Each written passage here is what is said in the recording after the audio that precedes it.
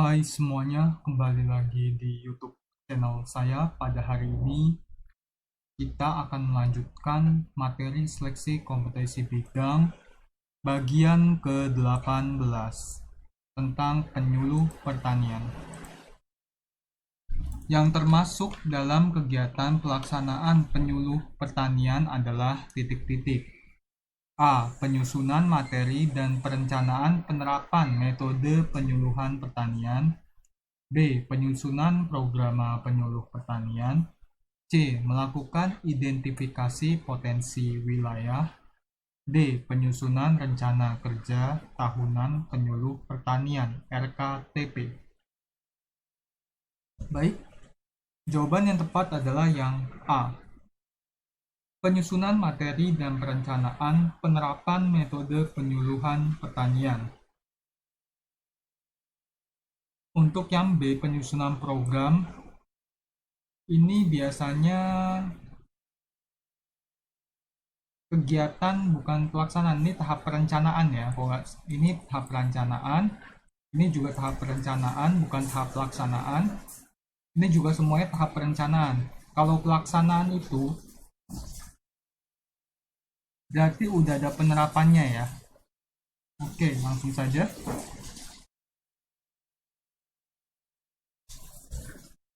Yang bukan termasuk ke dalam peran dan fungsi penyuluh pertanian adalah titik-titik. A. Sebagai penganalisa. B. Sebagai fasilitator. C. Sebagai formulator. D. Sebagai organisator. Jawaban yang tepat adalah C. Sebagai formulator. Yang bukan termasuk ya. Kalau formulator ini biasanya jabatannya yang sudah lebih tinggi daripada penyuluh pertanian. Penyuluh pertanian itu bisa sebagai penganalisis, fasilitator, dan juga sebagai organisator. Penyuluh dapat memilih alternatif perubahan yang paling tepat dari kelayakan teknis, ekonomi, dan sosial. Pernyataan tersebut merupakan peran penyuluh sebagai titik-titik. A. Penganalisis. B. Guru. C. Penasehat. Atau D. Organisator. Jawaban yang tepat adalah sebagai penasehat. Memilih alternatif perubahan, berarti dia memberikan saran dan sebagainya ya. Itulah tugas dari penasehat.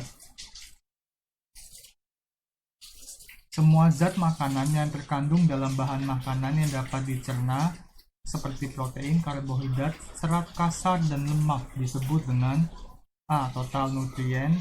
B. Total indigestible. C. Total digestible nutrition atau TDN. D. Total organic nutrient. Jawaban yang tepat adalah yang C. Digestible ini berarti bisa dicerna ya. Indigestible berarti tidak bisa dicerna. Dan ini nutrisi ya, berarti TDN.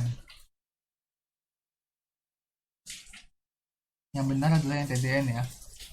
Total digestible nutrition. Komponen utama dari pupuk hayati adalah titik-titik. A. Unsur kimia. B. Bakteri. C. Mikroba tanah. Atau D. Unsur nitrogen. Jawaban yang tepat adalah pupuk hayati ya.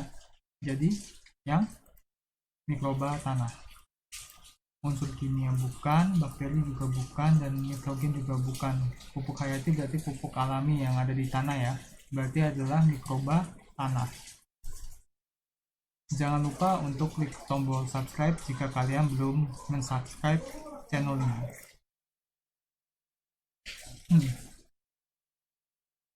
Berikut ini merupakan pupuk anorganik kecuali A. Pupuk urea, B. Pupuk KCl, C. Pupuk NPK, atau D. Pupuk kandang. Jawaban yang tepat adalah yang D. Pupuk kandang. Anorganik berarti bukan dari organik ya. Urea, KCl, NPK ini memiliki kesamaan berasal dari bahan kimiawi dan merupakan pupuk hasil sintesis di pabrik pupuk.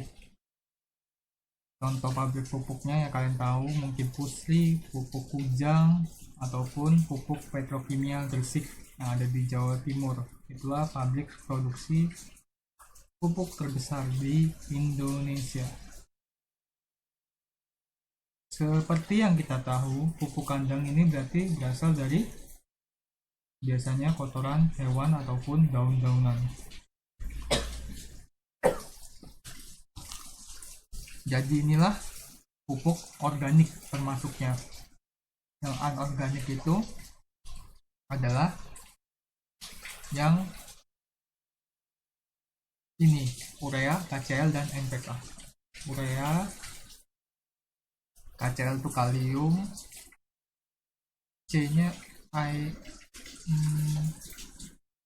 karbon mungkin ya, tapi nanti bisa dicari lagi. NPK itu yang penting nitrogen, fosfor, dan kalium.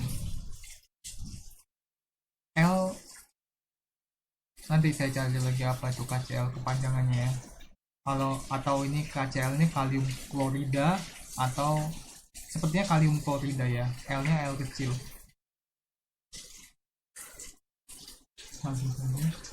Sidang kedua ASEAN India Working Group on Agricultural and Forestry Cooperation pada tanggal 6-7 Maret 2012 diadakan di titik-titik: A. Palembang, B. Bangkok, C. New Delhi, D. Singapura. Jawaban yang tepat adalah yang di kota Pempek, Palembang,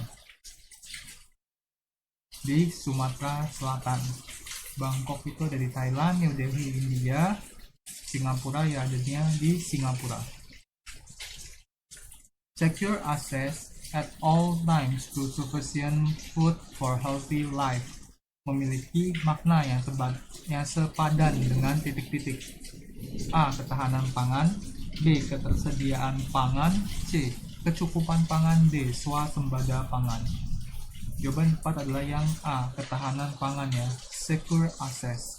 Ini seperti aman ya, akses yang diamankan lah, berarti ada hubungannya dengan ketahanan pangan.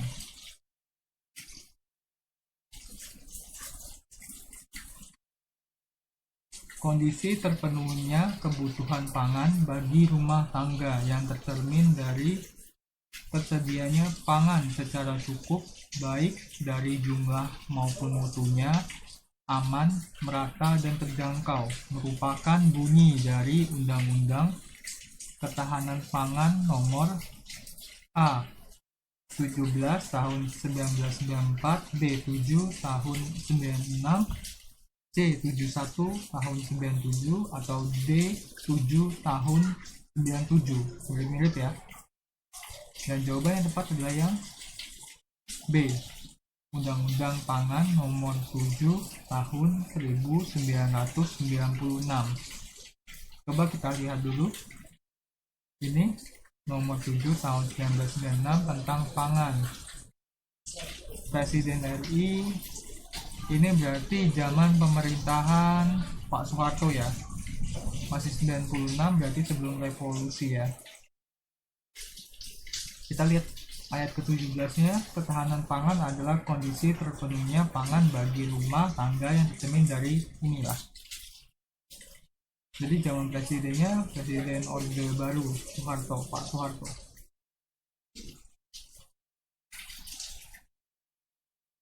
Perubahan warna daun akibat kekurangan unsur hara atau keracunan disebut dengan titik-titik: A. Dekolorisasi, B. Klorosis, C. Deklorofilisasi, atau D. Deklorosis.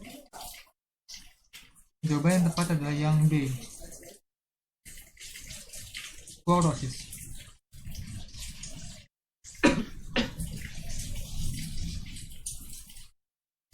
Klorosis adalah keadaan jaringan tumbuhan, khususnya pada daun, yang mengalami kerusakan atau gagalnya pembentukan klorofil, sehingga tidak berwarna hijau, melainkan kuning atau pucat hampir putih. Deklorofilisasi adalah prosedur ekstraksi pemisahan klorofil. Dekolorisasi pemudaran warna atau lunturnya warna. Kita bisa lihat Ini ada contoh daun hijau yang ada klorofilnya. Lama-lama kalau misalnya klorofis, dia akan mulai menguning ya. Bisa dilihat dari ruas-ruas daun, jari-jari daunnya ini mulai menguning sampai terjadi pembusukan. Inilah namanya klorosis. Terima kasih sudah tetap setia menonton pembahasan SKB penyuluh pertanian ini. Semoga kalian bisa giat belajar dan bisa lolos untuk SKB di tahun ini. Terima kasih.